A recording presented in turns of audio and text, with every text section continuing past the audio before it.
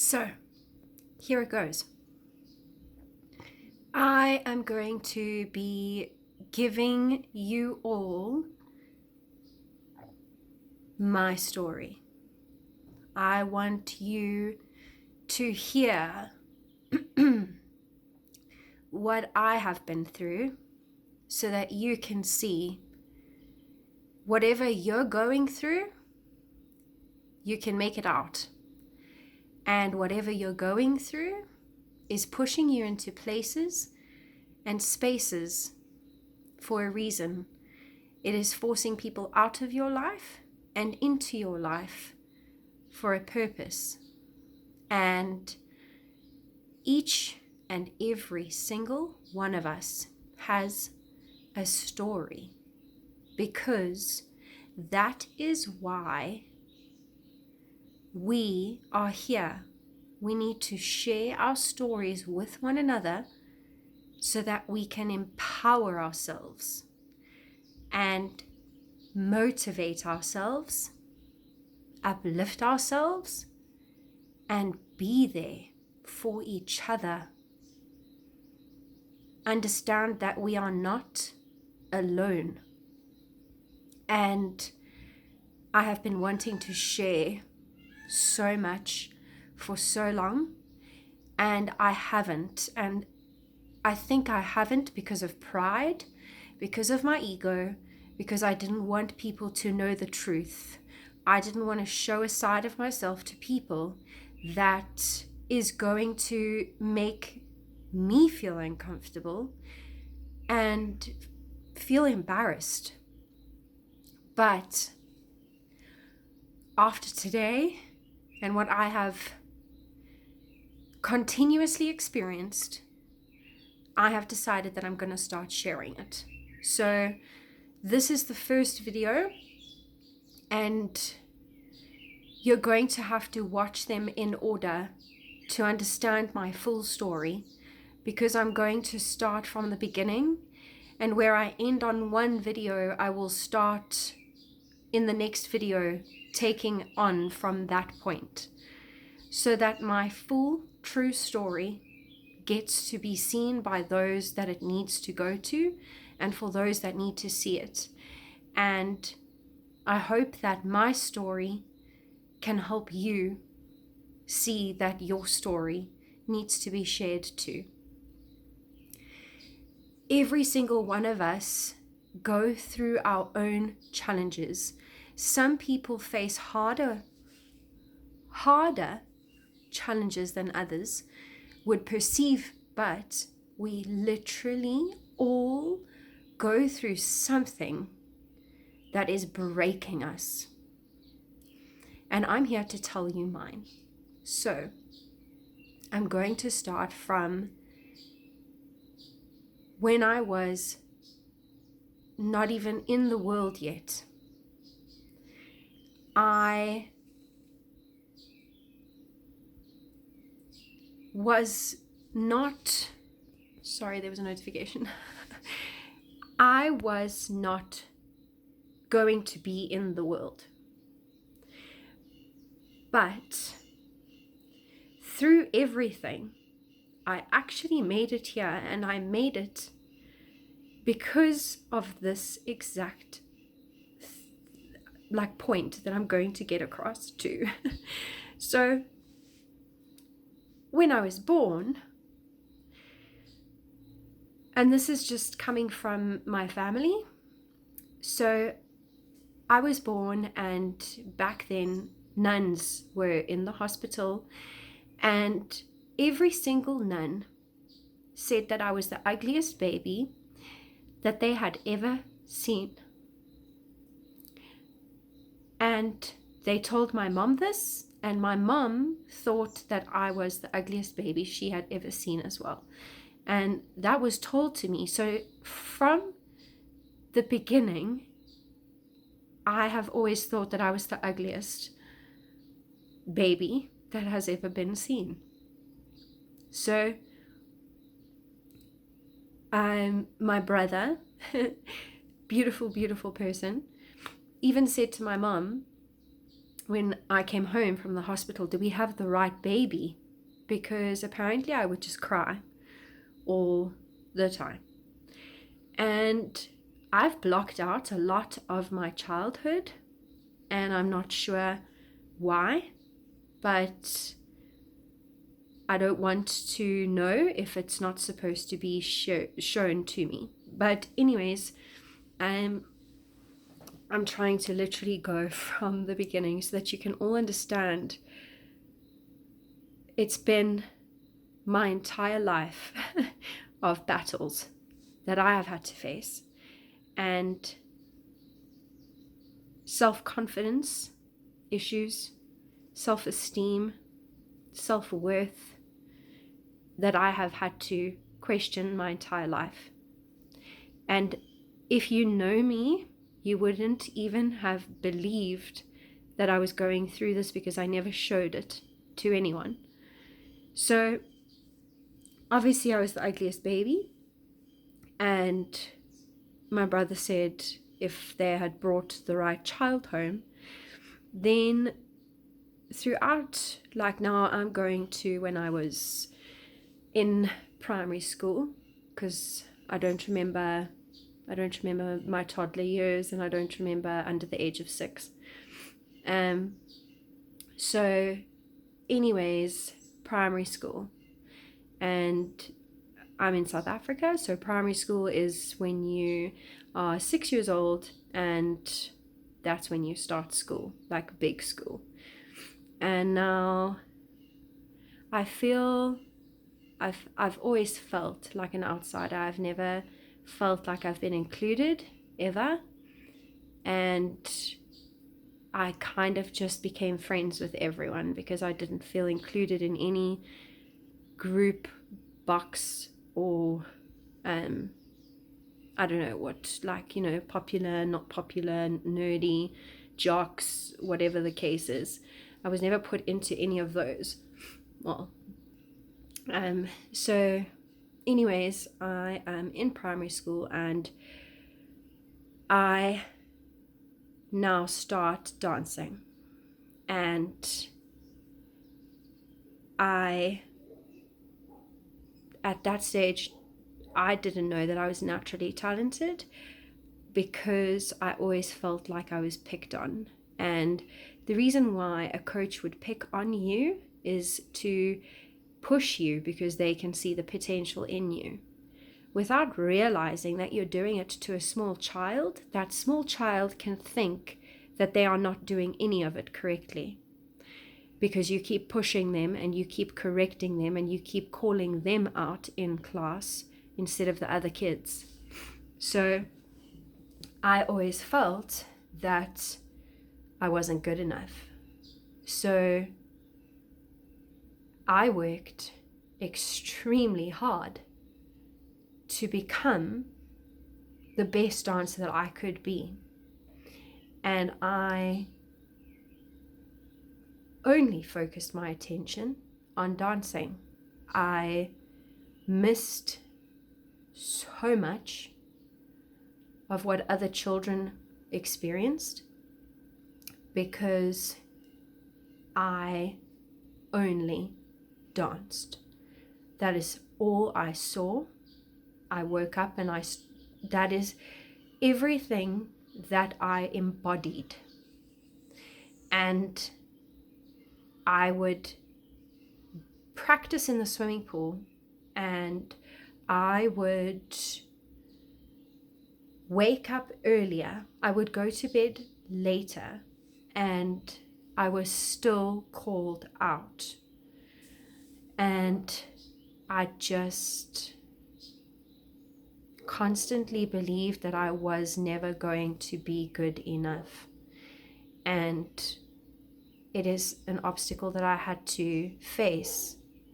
And I always felt like the third wheel, or in a group that were with each other over the weekend, and I wasn't, because I was at dancing, spoke about what they did and I wasn't there. So I just always felt like I wasn't a part of any friends group, and I could never be myself and confide in people about all of this.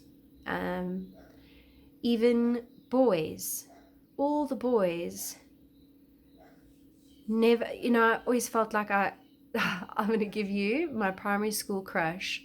I was absolutely in love with him, and we dated, but I was so little. So like holding hands was like, oh, that's scary. Don't hold my hand. And I just completely fell in love with this boy. And then he just didn't want anything to do with me. And I think that boys were interested in me, but I just didn't. I felt uncomfortable, and I felt scared, and I felt afraid because I felt like I wasn't good enough. So I didn't. And I had, the boyfriends, when you're in primary school and you say you like this boy, and then you like date and you hold hands, but for a week, and then you write a letter, and then you get a letter from this boy. So I just felt like I could never find the right fit for me. And I didn't know at that stage that I wasn't supposed to. And those sorts of things is because those people are coming into your life for a reason, to make you into who you are going to become. But no one tells you how hard it is when you go through that. And I think I'm connecting so much more to my inner child and trying to understand what she went through and say sorry to her for having to go through that, now that I understand, and tell her that everything that she went through was to get to this point, to make her this strong.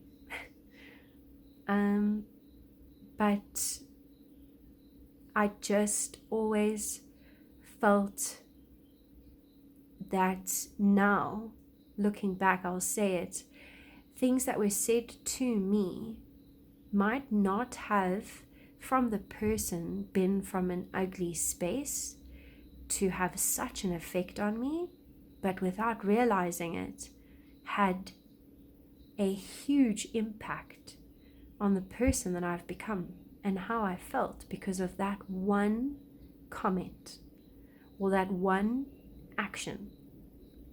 So I now am in primary school, and I didn't want to do sport. I only focused my attention on dancing, and I think that's also why I didn't have a serious boyfriend or distraction at that stage, because of the fact that I took my dancing so seriously. But to give you an example of my dancing at that age, or for that age time frame, I was obviously screamed at continuously by the teacher without knowing that she's doing that because she sees potential in me. Now the little Janae, constantly getting screamed at, I just start to pull back. And I felt that there was a particular dancer in the class that I was in that would be praised, and I would be, do it again, your leg, look at this, turn out better, point your foot, whatever was said to me. And this other dancer was just always put on this platform. And because of that, I then just was like, whatever, she's ignoring me. So I purposely actually started doing things incorrectly to see if she even just noticed what I was doing, because this other dancer was put on a pedestal and the rest of the class was basically ignored. So I started doing things incorrectly and I was not noticed. And I spoke to my mom about it and I said, she's not even looking at me, and this is a waste of my time because I know I'm destined for greatness and she's not making me great. So that was probably the first time that I intuitively knew my potential within myself to move environments, which is something that we are constantly doing. We are constantly moving environments. When you are supposed to leave a space, place, and people, you need to be put in a different environment to continue evolving into the greatest version of yourself. Because if you remain in that environment, you will stay that person and you will stay like the mediocre for the rest of your life. So I moved to another dance teacher, and this dance teacher would also push me. My God, she would push me. And I just want to say, my first dance ballet teacher was absolutely phenomenal. And she molded and shaped me into the dancer that I am today. If it wasn't for her seeing the potential in me, then I would not be who I am today. So I give gratitude to her, but I needed to leave that environment and space and place. And because me leaving that environment, space, place, and people, they didn't like that. And people don't like it when you leave an environment, specific place, and people, because they want to keep you there. So they stay comfortable as well. They don't like the change. So anyways, now I'm being pushed hard. And I know my talent. I know I'm confident in who I am as a dancer.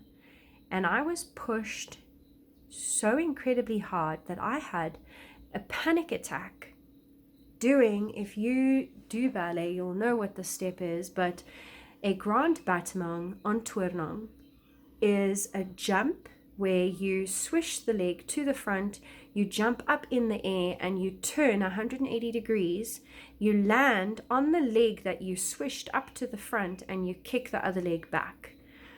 And I could not get the coordination of this jump. And she kept making me do it over and over and over and over again until I got an anxiety attack. I got so worked up, I couldn't breathe.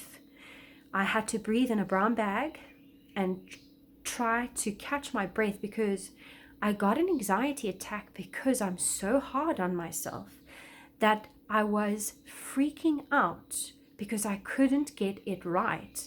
I have to always get things right. I have to be perfect. I mean, sometimes I'm going to jump and I hope that you can all just keep track, but I think that you'll get the gist of my story as it progresses. And I guess the jumps are also just me remembering as I speak. But I was so perfectionist that I would arrange my stationery case box, is what we called them. I would have all my pencils sharpened and I would have them from tallest to shortest in color order. My pens were in a specific place. I had to have all of the lids, the like hooky thing, facing upwards. That was the first of I just got another notification. Actually, I'm going to pause and come back. I'm sorry. So I was such a perfectionist that I had to do that with my space case, my stationery. I would also do my schoolwork in my school book, and I don't know what it looks like, because if I look at the camera to see what I look like I'm looking this way. So that's why I'm looking there, but then I don't know what the lighting is like, and I actually don't care, but I hope you guys can see. So anyways, such a perfectionist that I would write down my schoolwork in my school book and go home and rewrite it neatly and with color pens, underline. I would always do work. I was always trying to better myself continuously since childhood. It has been ingrained in me to strive for better, to be perfect, to just, amongst the freaking self-esteem problems and everything else that was going on, I just always, and still now, am doing the same thing. It is insane.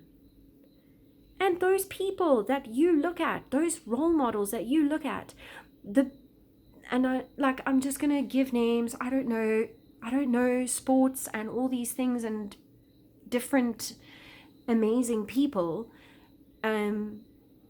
But if you look at your great celebrities, your actors, your actresses, your singers, your rappers, your artists, your musicians, the Beethovens, your painters, every single one of them, sportsmen, sportswomen, my battery's going flat now, so I just have to plug it in. You guys are just getting real. This is just real. I'm being real. And I think that light also turned off, so it's a bit dark in here. So I'm just going to turn the light on. You're going to look at the fan now. And I have to put the phone down. But I'm going to just keep talking, because if you've made it this long in the video, you want to know my story. And I'm just sharing my story because I want you to just start being yourselves. I want you to also just be your true, authentic self and look back at your life to see how far you've come and what you've endured and what that little inner child has done for you to be who you are right now, today, standing, watching this video. So, yeah, you had fun looking at the fan, but I'm like this, up and down. So anyways, I am such a perfectionist in primary school, and I've moved to another studio who now the teacher is pushing me, but I'm excelling in my dancing, but I'm such a perfectionist because I cannot get it right, and I have to get it right. My mom will probably tell you that I was the most difficult person to live with because I was such a perfectionist. I had to pack my cupboard continuously. I still do. I still pack my cupboard, but let me tell you, when you are that organized and you are that efficient, that is because in here you are focused. You are just, your outside world is a reflection of your inner world. When you are cluttered and all over the place, you are all over the place. You are not on time. You don't know where things are. So just I'm not even going to try and pep talk you, but just understand that there are certain aspects and traits of people that have succeeded, and they have succeeded because of these things. It has been something ingrained in them, and something that takes continuous, consistent, disciplined work. You don't just wake up being able to memorize an entire movie script and go on camera. You don't just wake up writing a piece of music. You don't just wake up doing these things. You have done them over time and you have grafted. So I'm giving some motivation, and then I come back to my story. So I am now excelling in my dancing, and I'm, yeah, I'm going into high school. Now,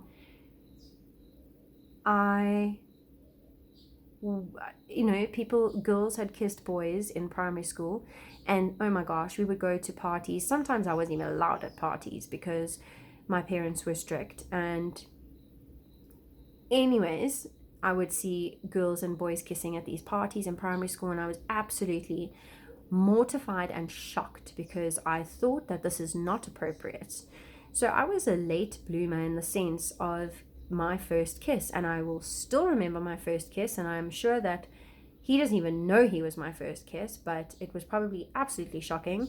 And my brother was there, and I was at a party and behind a bush, and it just became awkward because, yeah, anyways.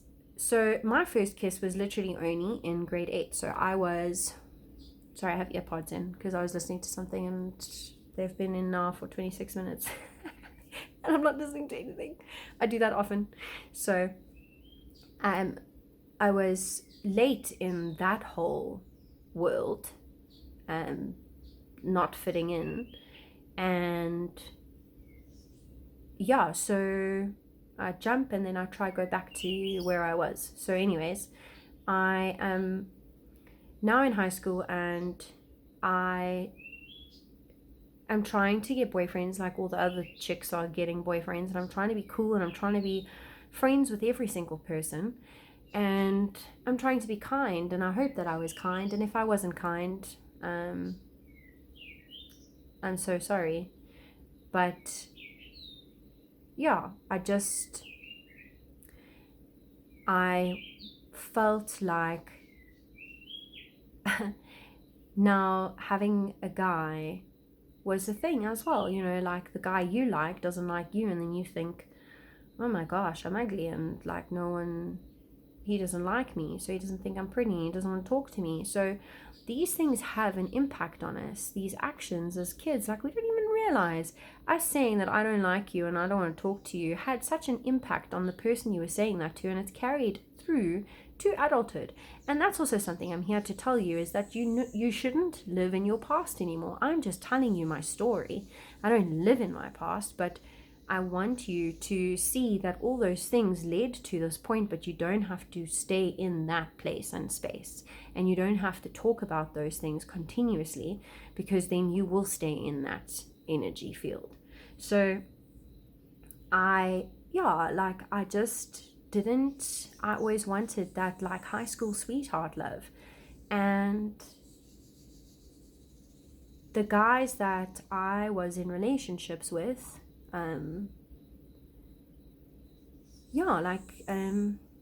cheated on me and had other girlfriends, and that is something that can seriously hurt the person it's being done to.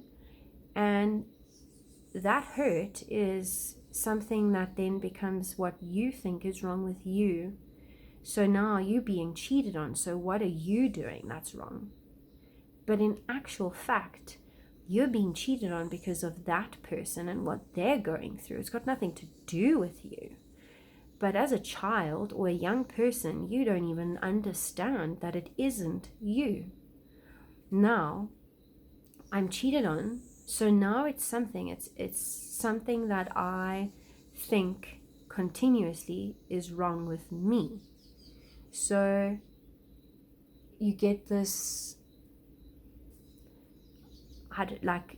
it's a word that just I can't think of.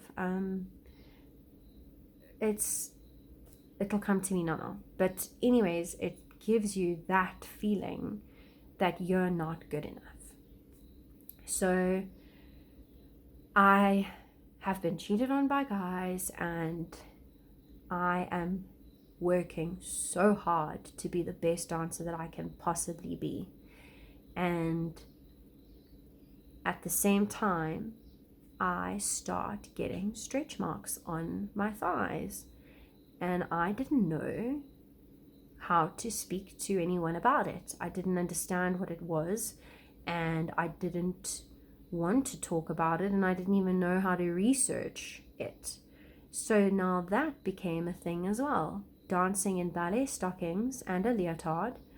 Ballet stockings are pink, and I always felt like people could see my stretch marks. So I was just carrying these self-esteem issues continuously, that I'm ugly, I've got stretch marks, the boys I date cheat on me. So you can basically just understand what that can do to the little version of myself that I'm talking about. And I was perfectionisting through as well. And I tried my best to do really well and be good at everything all the time. I tried to be a good child, good daughter, a good sister. Probably wasn't. Probably annoyed the shit out of my brother. But that's what you do when you're little. And I try to be the best dancer. I try to be the best kind of friend. And I just worked really, really hard all the time. And my mind thought continuously. I would basically wake up early, get ready, make sure I looked as pretty as I possibly could, and I would go to school. I would try and do all my work, if I could, homework, in school time. So if we had a free period, I would try and do my homework. If we, I don't know, like if we finished 5 minutes early in one lesson, I try to do homework. That's